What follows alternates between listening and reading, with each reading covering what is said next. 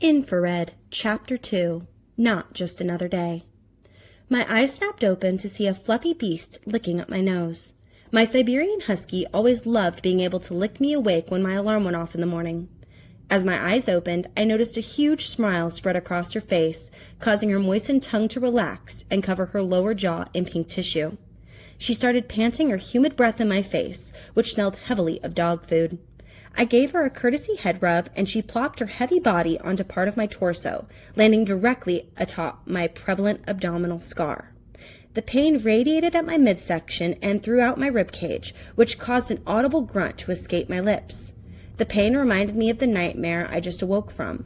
Since that horrific evening 5 years ago, nightmares were all I knew to expect once my eyes shut for the evening. Well, this was a great start to the day. When I pushed Coda's heavy body off me, she barked at the commotion before leaping off the bed. I watched her trot off towards the hallway before disappearing behind the translucent glass of the double French doors. I was able to finally flip my charcoal comforter off me and onto itself, revealing my superhero pajamas underneath. As I began elevating my torso off the fitted sheet, I could feel the ligaments in my arms, shoulders, and back tighten. I worked to ignore the tension by focusing on the first goal of the day: silence that damn rooster. Once I was sitting upright, I reached over and neutralized the alarm blaring throughout my bedroom. It may work well to get my eyes open, but the echoing reverberations could drive one mad, especially before coffee. While I stretched, a couple unruly hairs began delicately caressing the vellus fuzz lining my cheeks. I tilted my head back and began shaking it from side to side, hoping the motions would cause my thickened mane to converge. My chestnut locks cascaded down the rear of my shoulders before resting comfortably against the small of my back. Once my upper body no longer felt like an overstretched rubber band, I focused all my efforts on moving my tree trunks for legs. I dragged each lifeless limb to the side of the bed before forcing my feet off the edge. As my overused knees began bending, I did my best to ignore the grinding sound coming from beneath my patellas. When my feet hit the floor, the cold wood sent shivers up my legs. Goosebumps spread across my skin like wildfire, forcing each of my hair follicles to close up like mountain peaks, reminding me of my desperate need to shave. I reached down to rub away the risen hairs and noticed my shark slippers within reaching distance. I reached out with my nearest foot and grasped the edge of the nearest slipper between my toes, dragging it back to my awaiting foot. Once both were near me, my feet plummeted deeply into the openings where real shark's fins would be positioned and pointing. I worked my feet into the padding enough to feel the firm floor beneath the fabric. Once I knew the two contradictory materials wouldn't slip against each other, I began ascending off the bed. My back and hips began popping and cracking in multiple places, which provided a small amount of relief. As the wispy tips of my lengthy locks began lightly dancing along the exposed skin of my lower back, I knew that my unruly tresses would need immediate addressing. I tried to run my fingers through the thicket, but the crazy tangles stopped me in my trails. Knowing I would get nowhere with these matted knots, I opted for a quick updo. I walked across my room so I could retrieve one of the many hair ties hiding inside of my bedazzled jewelry box. As I approached the darkened corner housing my antique chiffonier, I reached around the corner into my bathroom and flicked on the light. Now that I could see, it was easy to find the object of my intention. The crystals lining the sides of my golden jewelry box glistened, illuminating the surface of my dresser. I opened the lid and retrieved one of the 50 or so hair ties that were securely stored inside. Once the lid was shut, my hands were in my hair again. I dropped my head all the way back before using my hands like combs to gather all strands toward the crown of my scalp. I worked to push all my hair into one fist, which was challenging given its thickness. As I began twisting the matted mess into a bun, I caught a glimpse of my reflection in the mirror atop my dresser. My raised arms had lifted the base of my tank top, exposing one of my prominent pelvic scars. It was as if the universe found pleasure in reminding me that my nightmares were more than just bad dreams. I ignored the irritant in the mirror so I could focus on securing any loosened ringlets. As I lowered my arms, I worked quickly to pull the base down to where it was naturally supposed to hang. After smoothing the fabric over my scarred flesh, I heard a clanking sound come from outside of my bedroom. I walked from my dresser over to my closet so I could grab my robe dangling from the hook on the door. Once it was free, I multitasked putting on the robe while walking towards the hallway. Once I exited my bedroom, I noticed that the hallway was barren. On the left side of the hallway, the guest bathroom light was shining out of the open doorway. I peered in to search for signs of life, but I found the room vacant. I turned off the light and continued heading for the kitchen. As I reached the understair archway, I saw the stainless steel fridge door wide open.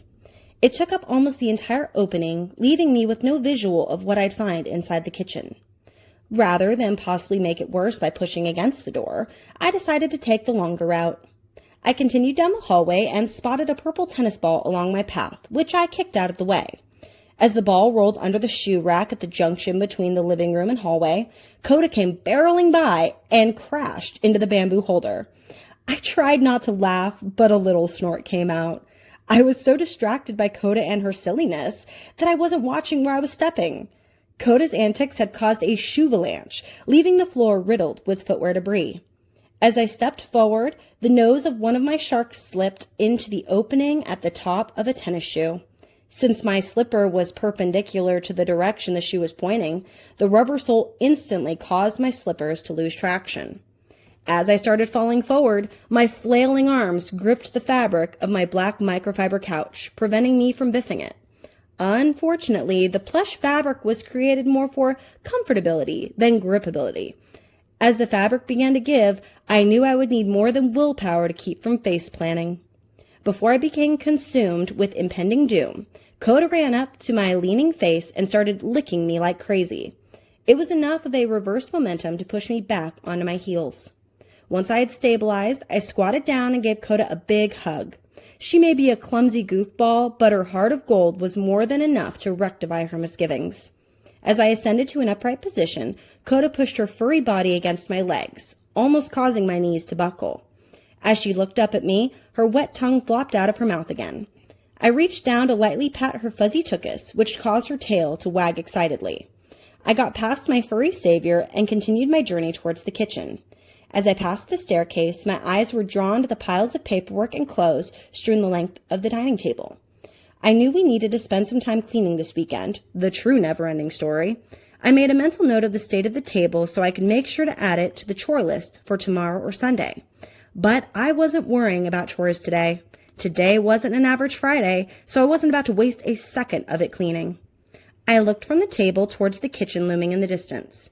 When I noticed both fridge doors open and no one in sight, I sighed heavily before trudging towards the room. As I entered, I looked down to find a gooey, shelled mess on the floor.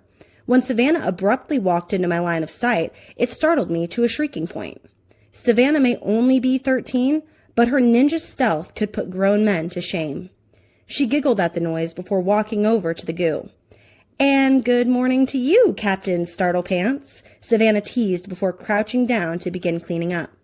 I wasn't startled. Your beauty just takes my breath away. I gave Savannah a cheesy smile before inquiring about the slime pile atop the tile. "So what's happened, Captain?"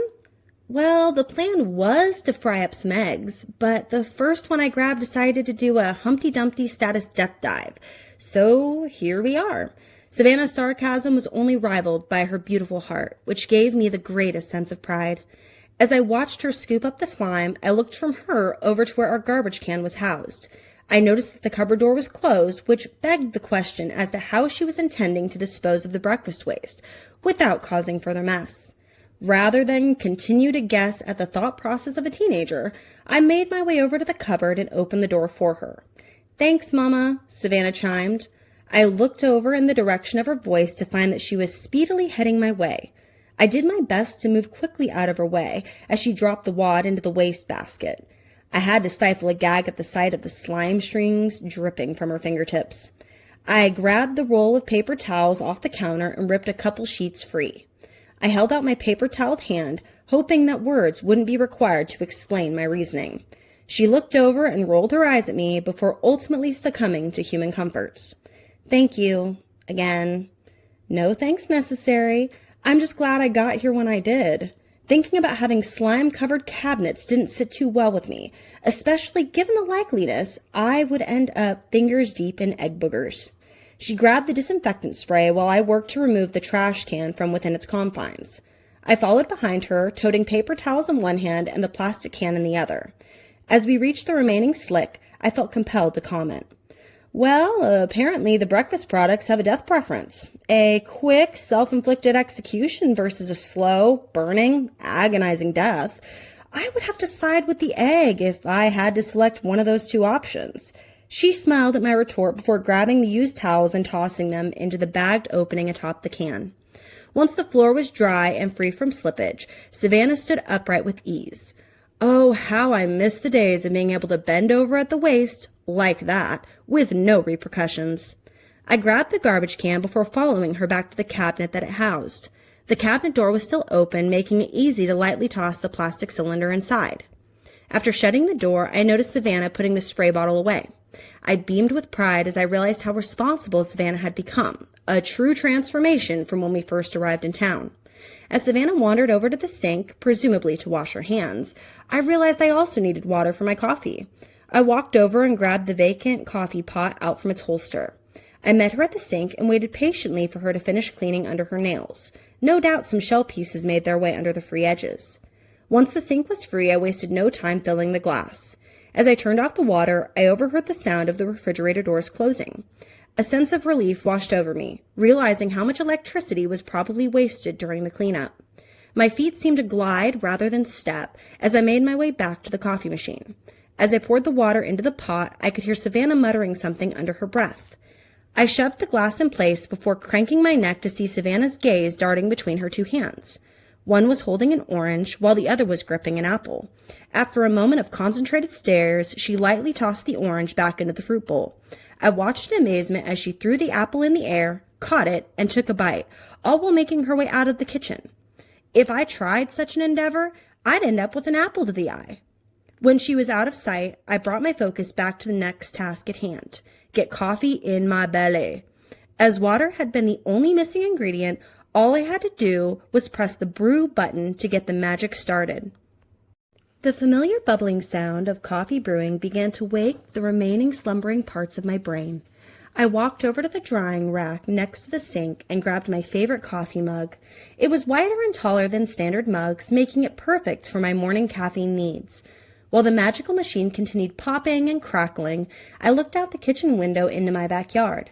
I could see the pool glistening in the distance beyond the wooden canopy sheltering the hot tub. The dew from the chilly autumn morning covered the top of the canopy, which glistened like diamonds in the sunlight. The reflected light made my emerald eyes feel tight and crusty. I rubbed them to try and brush away all the morning eye boogers, which left my inner eyes feeling abrased. Since I didn't wear makeup at work, I didn't have to worry about smearing any. I turned back around and found that the coffee pot was half full, which was more than enough for one cup. As I removed the pot from its base, the stream temporarily ceased. I maintained contact with the cup as I poured, ensuring it wouldn't tip with the force of the cascade. The hot liquid worked to warm my gripping hand, which felt nice against my frigid fingers. Once the cup was full, I returned the pot and retrieved my basket of fixins. I grabbed the creamer and sugar out from the basket, and I added enough of both to take the liquid from black to pale brown. The mixture of sugar rush and caffeine high is the perfect combination for me to get stuff done. After mixing my witchy brew, I started cautiously sipping, finding delight in the temperature and taste. Today may have started off bumpy, but things were taking a turn for the better. I heard the chimes of the dancing star and moon clock nailed into the wall, and I looked from the window to the clock to see the time, 8:00 a.m. Considering I didn't have to be at the job site for another hour, I continued casually sipping my coffee. Beneath the clock was pinned the family calendar. I inspected the page to locate the date, Friday, October 13th. I had marked this day in my calendar back in March, when I had first been informed of its importance. As my eyes fell on the date, my stomach tightened with excited anticipation. Your Darkest Temptation was one of the most popular metal bands of the century. Their songs had a way of reaching people on a personal level, me included. After the incident 5 years ago, I found solace in listening to their alternating variety. In one cluster, they would sing about hate, fear, and loathing, but they would follow it up with another set that was all about sacrifice, love, and never giving up. I was hooked from the get-go. My sisters Tarabella and Tabitha knew how much I loved listening to their music. So when they heard about an upcoming show in Minneapolis during their first solo tour, both of my wonderful sisters pitched in and purchased 2 pit tickets. I was surprised by the number until I realized the probable reason behind the second one. Since moving to New Hope 4 years ago, my sisters had become my best friends and closest confidants. Since both my sisters knew that I didn't have many friends in these parts, I figured one of them had already called dibs on going with me. And given Tabitha's obsession over the lead guitarist, I figured she'd be the one gunning for the second ticket. Before I could even ask, Tabitha's shrill squeals and begging pleads ensured she'd be the one accompanying me. Tabitha and I had agreed months ago about where we'd get ready. Considering she lived in a one-bedroom apartment, we opted for my renovated 3-bedroom house. She was all the happier as she loved having an excuse to raid my wardrobe. She acts like there's going to be some magical hidden treasure in there for her to try on for the first time. 3 years ago, she would have been correct. I lost a transformative amount of weight after my recovery, which led to me having to purchase an entirely new wardrobe 3 times in 1 year. I wish when people went through huge weight losses, the universe would just drop a $5,000 credit card on your doorstep with a congratulations card attached. But that's not reality. Reality, for the 99%, is that you work your ass off just to scrape by. So when she goes to try on my wardrobe, she'll get a dose of her own reality. Not only is there nothing even remotely new, her minuscule curves and tiny chest wouldn't fill out anything worth wearing. Due to my weight loss and muscle gain, my breasts perked up and my curves enhanced. I now have a bubble butt that rivals the rear I had before becoming a mom. My outward appearance would seem to those around me as healthy and well taken care of, especially compared to my physique a few years back. In reality, it was just a facade, hiding what was under my clothes. As I mulled over how much my body had changed, one thought popped into my brain. Without prep work, all my pre-selected items for the concert tonight would be disheveled before I even returned home from work. Tabitha had a habit of taking massive amounts of clothes out, but somehow forgetting to return them. With that realization, I decided to get my outfit ready alongside my clothes for work. I took my coffee cup and headed for my bedroom, keeping an eye out for my furry friend along my path. I made it to my room without hindrance and closed both doors behind me, ensuring I maintained peace while I got ready. I set my coffee cup on my dresser so I could focus on planning and assembling both outfits for today. I opened my top drawer and grabbed out 2 sets of socks and underwear. I walked over to my bed and placed the items down in 2 separate piles before walking back over to retrieve 2 pairs of pants. One was a generic pair of bootcut jeans, while the other was custom-made bell-bottom jeans that I'd spent the last couple of months working on. They had no button, but instead laced up the rear. Although they were skin-tight from the pelvis to the knees, a cut in the fabric split the material below the knee down to the hem. Within the opening, drapes of black lace and chains were layered to soften the overall appearance. If heavy metal and steampunk got married, these pants would have been the offspring. I tossed the generic jeans on top of the work pile before gently folding the other pants and placing them on the concert pile. I walked back over to the dresser, hopefully for one of the last times, and gathered 2 black spaghetti-strap tank tops. After throwing one onto each pile, I turned my attention toward the closet. I unlatched and threw my French closet doors wide open, allowing for full view of the racks inside. I knew what I was going to wear for the concert, but I had no idea what to pick for work, which probably mattered less than anything else today. I settled for a plain black t-shirt, which was professionally modest, and tossed it onto the work pile. I turned back around to face the closet and began pushing around the hangers until I found what I had reserved for this evening. It was a black corseted blouse with sleeves lined with lace to match the pants. After folding the blouse, I walked over to the bed and gathered all the concert items. I walked over to the bedside nightstand and pushed firmly against a small wooden nodule under the table's overhang, which caused the front to pop open, exposing the hidden compartment where I stored my handgun safe. Once the items were securely inside, I closed the secretive drawer, retrieved my phone and work clothes, and headed for the bathroom. After setting the clothes down atop the counter and starting the shower, I perused my phone's music app for the perfect Get Ready playlist. As the first song played, steam began filling the room, reminding me that it was officially time to get my booty in gear. 20 minutes later. As I finished wrapping my dampened locks into a rounded bun, I couldn't help but notice the resemblance the finished product had to that of a chocolate donut. I spritzed a light layer of hairspray over the whole hairstyle before gently pushing the flyaways flush against the brushed tendrils. I grabbed my phone off the bathroom counter, paused the music, and shoved it into my back pocket. As I started walking out of the bathroom, I made sure to turn off the light. I rounded the corner back into my bedroom and began making my way over to where I'd set my coffee cup down atop my dresser. As I peered into the cup, I noticed it was nearly empty and knew a refill would be required before heading out.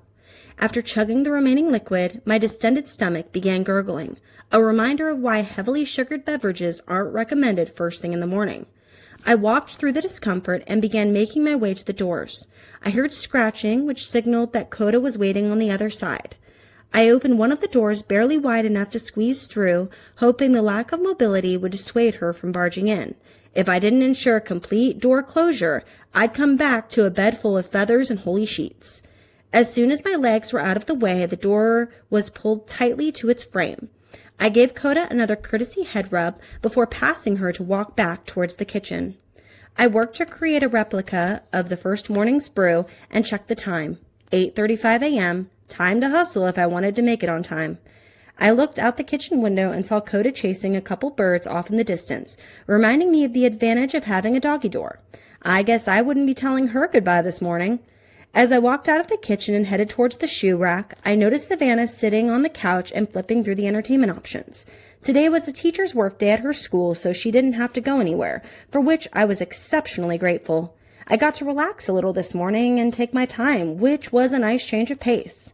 I grabbed my work shoes and walked over towards the couch.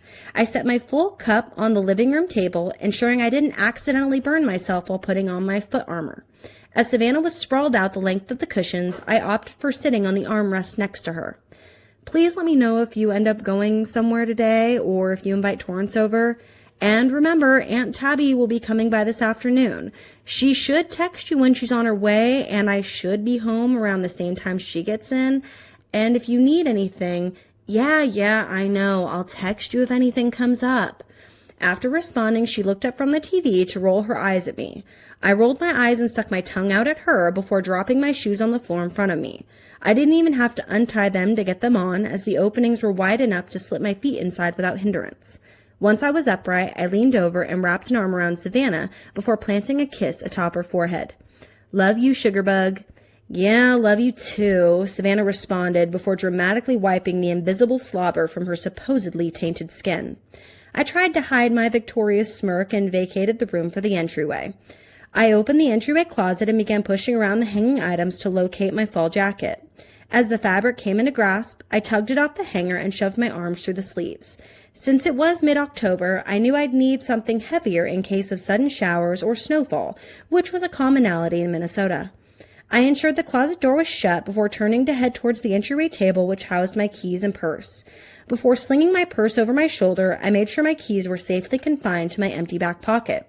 I took a few steps back towards the living room so I could grab my resting cup and give a final farewell wave to my lounging child. She gave a responding wave before going back to perusing her televised options. Knowing my time was dwindling, I made haste back towards the entryway. After unlocking and opening the door, a blizzard chill blew my jacket open, almost knocking me off my feet in the process. I worked quickly to zip up my jacket, hoping to retain even the smallest amount of warmth. As I stepped out into the cold, I had to work diligently to keep the brass knob from slipping out of my grasp. I slammed the door shut behind me, hoping that the momentum would assist with latching it. As I walked down the 3 steps it took to get off my front porch, I gripped the railing and stepped with extreme caution. The stairs were layered with various leaves, all of which were wet and slippery. Once my shoes flattened against the concrete, my hand lifted from the rail and returned to my purse strap. I carefully pussyfooted down the walkway, heading towards where my metal beast laid waiting. As I noticed the hanging skeletons sway in the morning breeze, I was reminded that Halloween was mere weeks away. As I rounded the corner of the house, I was immediately distracted by the yellow caution tape covering most of the garage's roll-up door. Seeing how the decorating was progressing put a smile on my face and a pep in my step. I turned my attention from my garage to my metal monster parked just behind me. My 2019 Diablo Legion was sitting there, waiting to be driven. Her midnight exterior was covered in splattered red droplets, with a custom grille added to the front to resemble monster teeth. I'd painted some red on the tips of the metal points to resemble blood, adding to her haunting appearance. Even though it was a permanent addition, I loved the comments it received around this time of the year. I retrieved my fob and unlocked my door before throwing it open and my stuff inside. I slid into my cushioned seat and slammed the door shut, which immediately provided relief against the powerful winds gusting outside. I hurriedly worked to bring the vehicle to life without realizing the heater was already set to full power. I immediately redirected the airflow to defrost, which fogged up my already frosted windows. As the engine heated up, the air pouring through the vents turned the cab from a wintry cavern into a springtime oasis. Within minutes, the windows were clear and the engine was rearing to go. My phone connected to the Bluetooth, and the speakers began blasting the last song I had paused. I turned down the volume to a bearable level before skipping ahead to a song that got me into the driving spirit. Once a head-banging classic sounded, I started checking behind me for clearance. After a couple slower-moving vehicles passed by, I backed out of the driveway and headed to work.